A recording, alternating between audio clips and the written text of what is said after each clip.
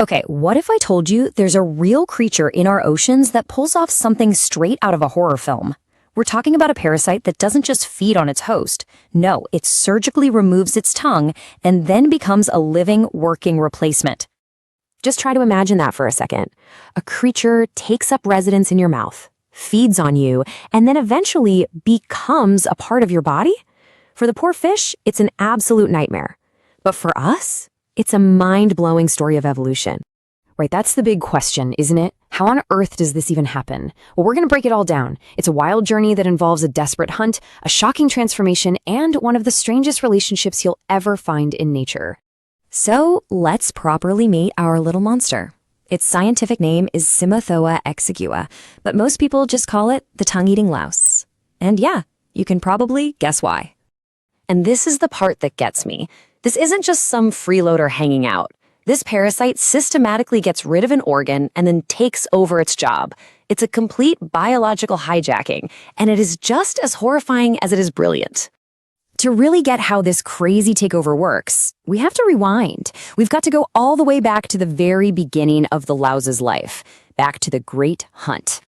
It all starts with this tiny, free-swimming juvenile. I mean, it's no bigger than a grain of rice, just drifting out there in the massive ocean. At this point, it's just running on stored energy, floating along, waiting for the right moment, for the right signal. And then it happens. A chemical signal in the water, a fish is close. And that's it. It's go time. It darts towards its target with this incredible burst of speed, slips right past the fish's defenses, and gets in through the gills. That's the way in. Using these sharp hook-like legs, it latches on, and boom, the invasion has begun. Now, once it's inside the host, something truly remarkable happens. This isn't just about finding a meal ticket. It's about setting up for the future. And that means it needs a complete change of identity. So, at first, every single one of these little isopods that makes it inside the gills, it develops into a male. They just hang out in there, hidden away. But their journey is nowhere near over. This incredible shapeshifting is possible because of something called protandric hermaphroditism. It's this super clever evolutionary trick. Basically, if there's no female already in the fish, one of the males will just become one. It's a way to guarantee that they can always reproduce. So you end up with two very different paths. The males stay small, and they wait in the gills. But the one that transforms into a female, it gets much, much bigger. It's getting ready for its new job. It is now the dominant parasite, and it's ready for the final and most famous part of its mission. And here we are, the climax of the story, the takeover. This is the moment the parasite goes from being a hidden squatter to the absolute ruler of the fish's mouth. After its transformation, the now much larger female makes its move. It crawls out of the safety of the gills and travels right into the fish's mouth. This is its final destination. It attaches itself right at the base of the fish's tongue and starts feeding on the blood supply. And this is the key. By cutting off the blood vessels, the louse literally causes the tongue to wither away and die from a lack of circulation. But here's the unbelievable twist. The louse doesn't just destroy the tongue and leave.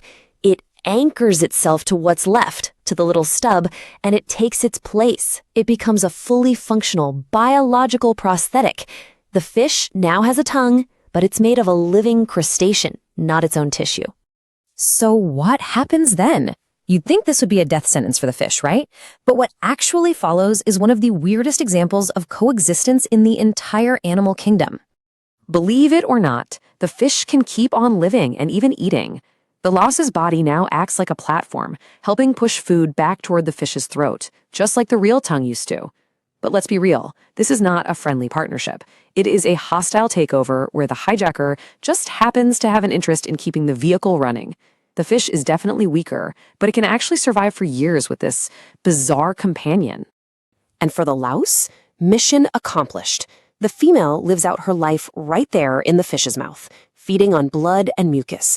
She'll mate with the smaller males who are still in the gills, and then, eventually, she releases hundreds of her own babies into the ocean, starting this whole terrifying cycle all over again. So that's the whole insane life cycle. But this creature isn't quite as unique as you might think. Let's zoom out for a second and look at its surprising family tree. First off, this isn't some total one-off freak of nature. Cymothoa exigua is part of a family with nearly 400 different species of these isopods, and a lot of them are parasitic. This gruesome strategy, in one form or another, is actually surprisingly common. And what about its relatives? Well, get this. This parasitic isopod is related to some very familiar creatures: crabs, lobsters, and even the common pill bug, the roly-poly you find in your garden. I know, right? Who knew they had such a terrifying cousin? And that really just says it all, doesn't it? This whole story, from that tiny little juvenile to a living, breathing prosthetic, it's just proof of how creative and, yes, sometimes deeply unsettling evolution can be. It really makes you wonder, The tongue-eating louse proves that survival can take the most unexpected and, frankly, disturbing forms. What other bizarre adaptations and living tools are still out there, just waiting for us to find them in the deep, hidden corners of our world?